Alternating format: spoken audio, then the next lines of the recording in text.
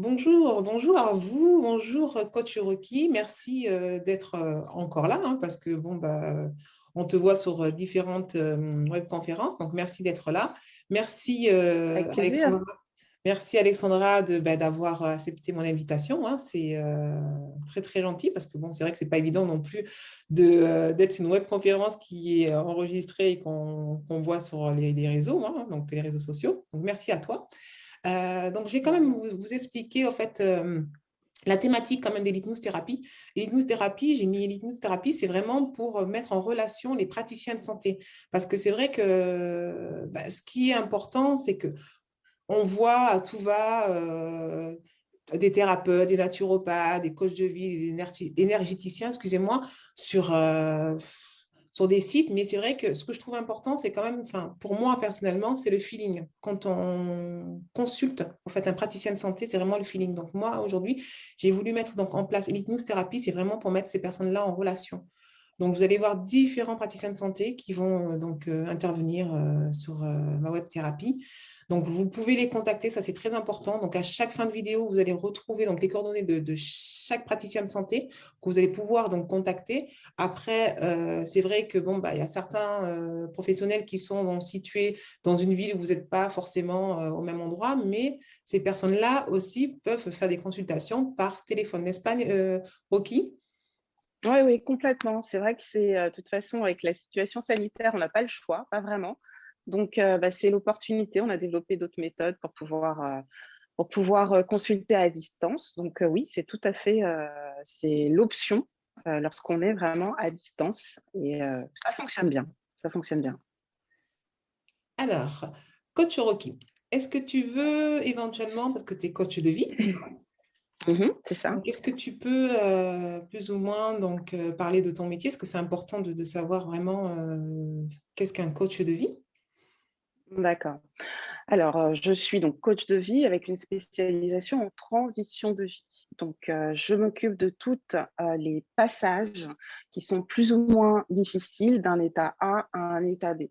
Et moi, je m'occupe de cette liaison entre les deux en posant une problématique, en faisant un diagnostic, et quel que soit le problème. Ça concerne la vie, tous les pans de la vie, mais la méthodologie est toujours la même, puisque je m'appuie sur le principe de la dissonance cognitive. Lorsqu'on connaît un état A, qu'est-ce qui se passe psychologiquement, qu'est-ce qui se passe dans notre corps, qu'est-ce qui se passe dans notre environnement pour pouvoir passer de cet état A à un nouvel état B. Donc, ça veut dire qu'on va être dans une sorte de déséquilibre qui est presque obligatoire pour retrouver un nouvel équilibre. Donc, ça se présente, si je donne des exemples, pour un étudiant qui va devenir salarié, pour une femme qui est en couple et qui va devenir mère, une femme qui se sépare ou un homme. Voilà, c'est toutes ces étapes essentielles de la vie où on a besoin d'un accompagnement. Donc, il peut être d'ordre cognitif, mental, voir comment transformer son comportement, mais aussi d'ordre aussi physique, parce que parfois on ne se reconnaît pas. On peut passer par la maladie, par exemple, et soit avoir pris du poids, en avoir perdu. C'est vraiment l'approche très globale sur la vie, mais avec une méthodologie qui est toujours basée sur les sciences de la communication et des thérapies comportementales et cognitives. Voilà. Merci, ça tombe bien parce qu'aujourd'hui, on va apprendre un sujet qui touche beaucoup de personnes, hein, qui touche quand même beaucoup de personnes parce que bon, j'ai été concernée, moi, personnellement, pour D'accord. comment, en fait, s'organiser après une séparation. Donc, souvent, en fonction de la tranche d'âge, il peut avoir des enfants.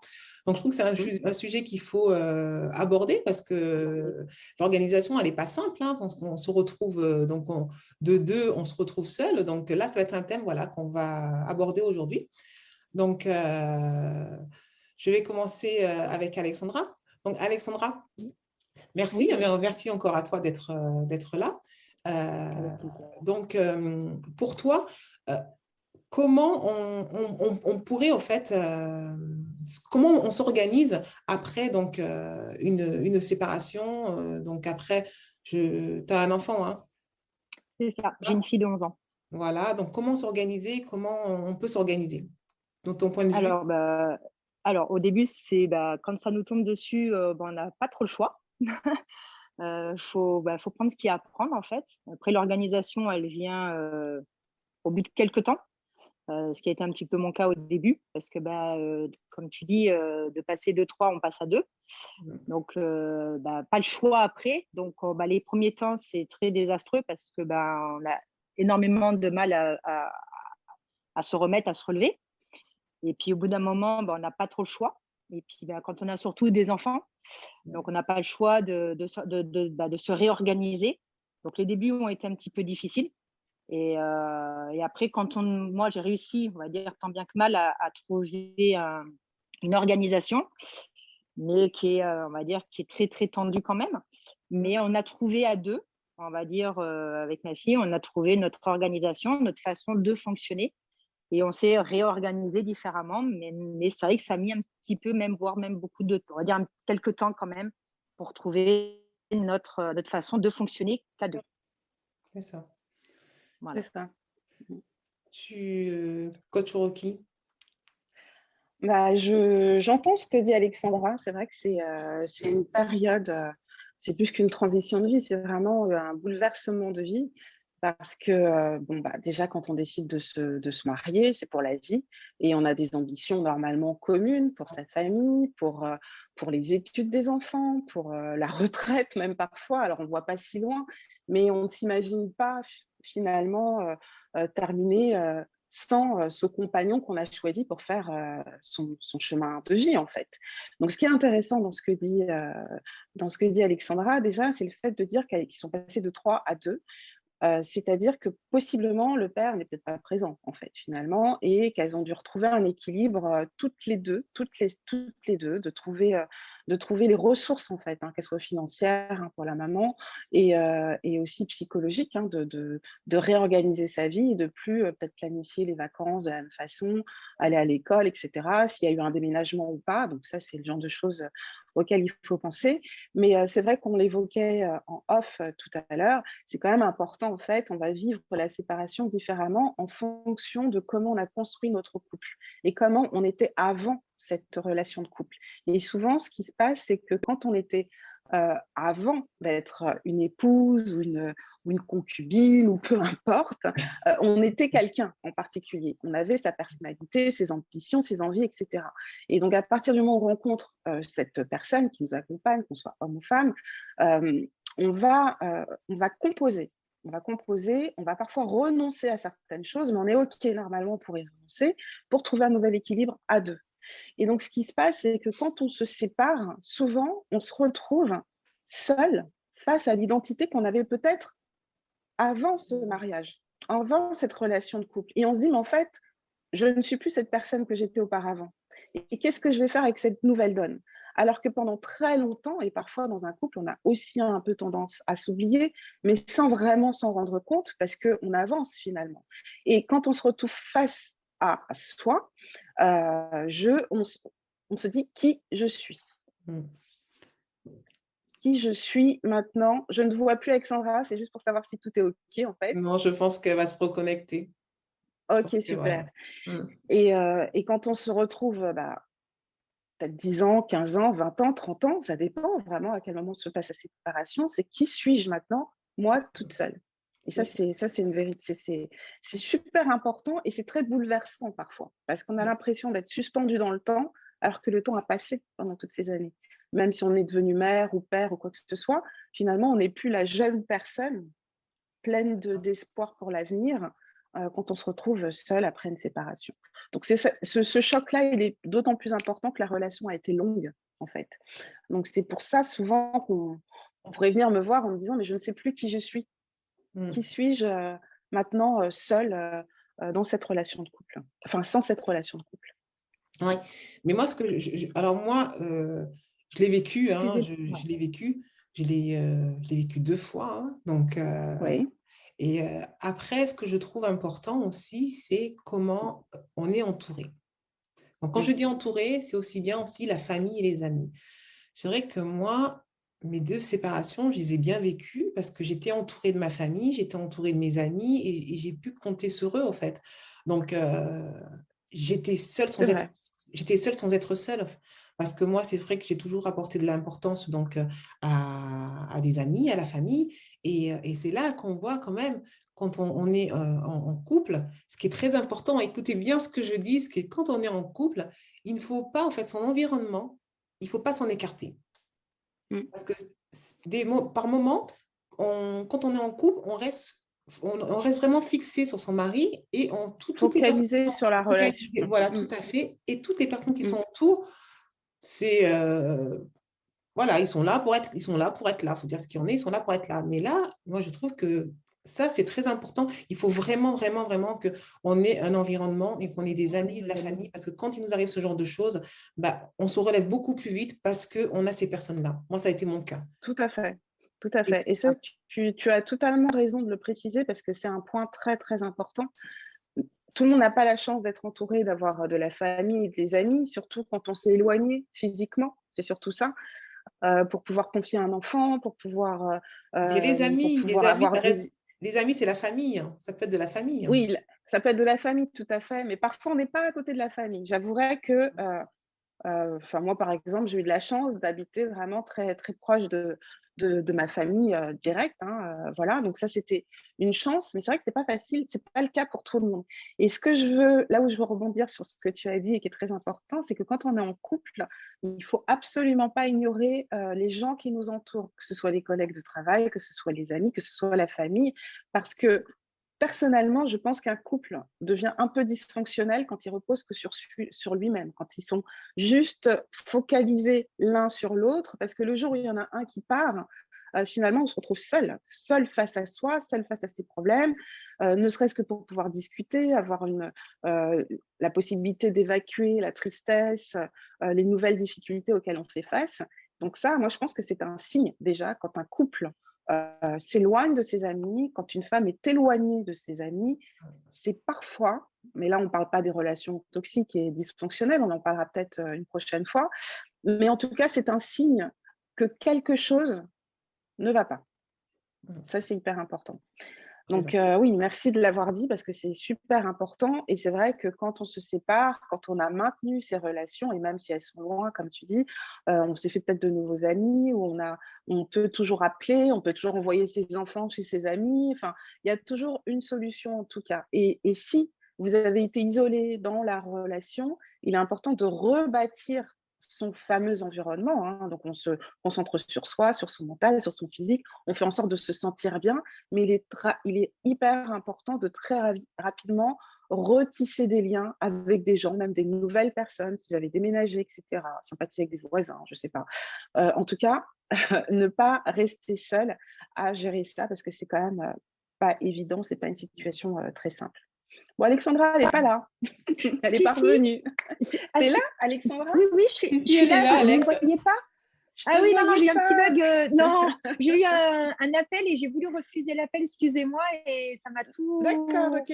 Ça m'a tout enlevé. Donc, désolée, non, mais j'ai fait vite, voilà. Ah, mais c'est cool, tu es là, je ne t'avais pas vu. Oui, non, mais ce que disait Yolande, je suis tout à fait d'accord parce que c'est vrai que moi, dans ma situation, moi, je suis venue dans la région. Alors, certes, j'avais mes parents qui étaient déjà là, mais je ne suis pas venue rejoindre mes parents ici.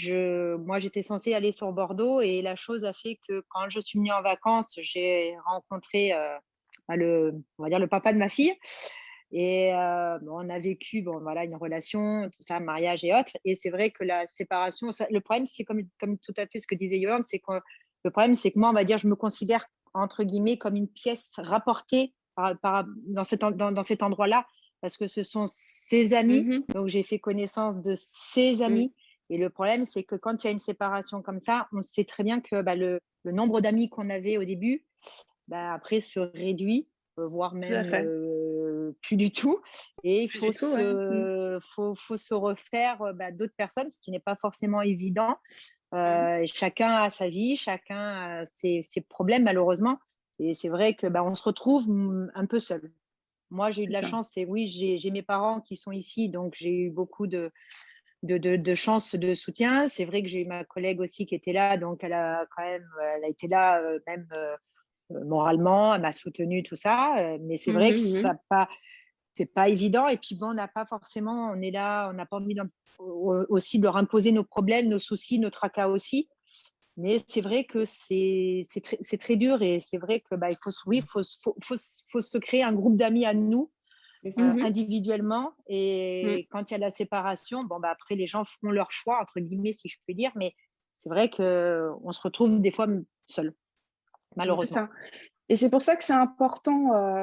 Donc là, on est sur l'après. Hein. Moi, je parle de la partie A, partie B, puis cette Ouais, fameuse c'est ça. transition. C'est Mais ça. c'est vrai que déjà, avant de rencontrer quelqu'un, et c'est valable pour les reconstructions de vie, quand on va rencontrer une nouvelle personne, c'est important de se poser les bonnes questions. Pourquoi est-ce que je suis avec cette personne? Qui je suis dans cette relation? Et quel est mon type de personnalité? Parce que parfois, dans une relation, on a tendance à se nier et à pas être totalement soi-même. Donc, le plus important, c'est que pendant cette phase, où une femme ou un homme se retrouve seul et doit retrouver l'amour, entre guillemets, il faut que pendant cette phase, ce soit une phase vraiment d'introspection. Qui je suis? Qu'est-ce qui fait que la relation n'a pas fonctionné? Qu'est-ce qui fait que je me suis oubliée ou qu'est-ce qui fait que je suis retrouvée seule, par exemple, comme tu la racontes, Alexandra. En tout cas, c'est identifié. Hein. Tu arrives dans une région qui n'est pas la tienne et tu t'es engouffrée dans la relation, dans les relations qu'il avait déjà. Ce qui est pas, ce qui arrive à beaucoup de monde, en fait, finalement, avec c'était pas la première, ce sera pas la dernière à qui ça arrivera. Non.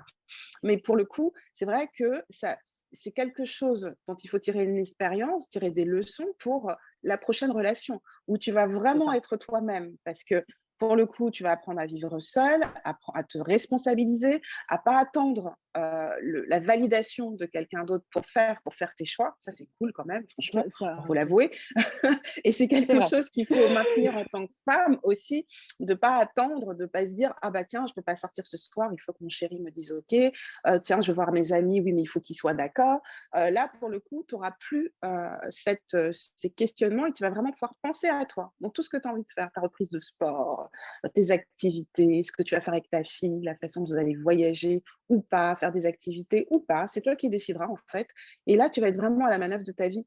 Et ça, c'est la chose la plus positive à considérer parce que souvent, dans les relations, je répète encore, on a tendance à s'oublier alors qu'on peut être totalement soi-même. Comme tu disais tout à l'heure, Yolande, cette notion d'être soi dans la relation, d'être avec l'autre, qui a aussi ses propres objections, ses propres ambitions. Et le fait d'être trois, d'être un couple, d'être une relation comme ça systémique, c'est hyper important. Et puis, il y a les enfants qu'on rajoute dans cette relation quand il y en a. C'est hyper important d'être dans son individualité. Ça ne veut pas dire qu'on est égoïste, ça veut juste dire qu'on répond à ses propres besoins sans attendre que l'autre en plus les comble, que ce soit d'un côté ou d'un autre. C'est hyper important parce que ça fait que le couple peut avancer côte à côte, comme ça, avec une direction commune, mais on voit bien qu'ils ne sont jamais tout le temps entrelacés. Il faut vraiment avancer. L'objectif commun, il est là-bas, en fait. Donc, ça dépend de ce qu'on a défini comme type d'objectif. Comme je disais tout à l'heure, c'est d'amener les enfants jusqu'au bout de leurs études. Et si vraiment le couple, ça ne va pas, il va exploser. C'est sinon constituer un patrimoine ou c'est construire la relation vraiment sur l'amour spirituel, etc., qui fait qu'on va toujours travailler toute cette dimension un petit peu moins palpable de ce qu'est la relation à deux et de continuer ensemble jusqu'au bout. Et donc, pour reconstruire sa vie, c'est vrai que quand on s'est un peu oublié, c'est vraiment un chamboulement, un bouleversement extraordinaire, en fait. Et parfois, on met peut-être des années à se rendre compte que finalement, on est seul parce qu'on garde encore des habitudes de la relation de couple. Moi, je sais que ça arrivé qu'une dame me dise en fait, j'ai réalisé que j'étais chez moi, seule, avec mes enfants, quand j'ai ouvert la porte de chez moi. En fait, on n'était plus chez nous, j'étais chez moi. Et ça a mis du temps à arriver à son cerveau parce que c'est la relation, on voit le couple comme quelque chose comment dire, comme la finalité d'une relation, alors qu'en fait, non. Voilà, c'était intéressant cette façon qu'elle avait de me dire, mais en fait, j'ai réalisé peut-être au bout de 3-4 ans que finalement, j'étais seule et que j'étais à la manœuvre de ma vie. Et ça lui a fait bizarre, en fait. C'est un petit peu ça, un peu comme quand elle dormait dans son lit, elle était toujours du même côté du lit et elle n'avait pas encore pris l'espace, par exemple. Je ne sais pas si, Alexandra, tu connais ça. Mais je suis toujours quand je dors de mon côté. Alors, non pas que je veux prendre tout le lit, mais pas le fait que c'est, entre guillemets, c'était sa place. Il est trop grand, mon lit. Il est trop grand, c'est pour ça. Donc, je dors de mon côté. Et Bon, voilà, voilà, c'est ma façon de dormir, mais après, oui, de ce que la personne a dit, oui, c'est un petit peu, on garde nos habitudes. Après, moi, je sais, comme je disais, moi, personnellement, c'est pas que, mais c'est qu'il est trop grand. Voilà. En tout cas, tu peux investir ton lit, rouler, dormir à droite, à Ouais, gauche, les pieds en bas, la tête en c'est l'air, ça. tu vois. C'est vraiment ça. C'est dans ces petites habitudes qu'on avait dans la relation de couple et dans la gestion du quotidien, c'est reprendre ses propres repères, ceux qui nous conviennent vraiment, en fait. C'est s'organiser comme on en a envie, finalement, et indépendamment de l'autre. Donc, c'est vrai qu'après, on peut peut-être prendre l'habitude de ce confort, parce que quand on rencontre quelqu'un, il va falloir réintégrer une personne dans Et sa ça, vie et dans ses c'est pas facile. habitudes. Donc ça, c'est une réalité aussi, mais le plus important à retenir dans la séparation, c'est vraiment ça, c'est reprendre la manœuvre de sa vie et de faire les choses enfin, peut-être, pas forcément qu'on a été contraint quand on est en couple, mais d'être vraiment soi. Ça, c'est l'occasion. C'est l'occasion aussi lorsque peut-être le père est à distance, je prends ton exemple par exemple Alexandra, mais quand le père est à distance, de définir aussi ce que l'on veut en termes d'éducation pour ses enfants.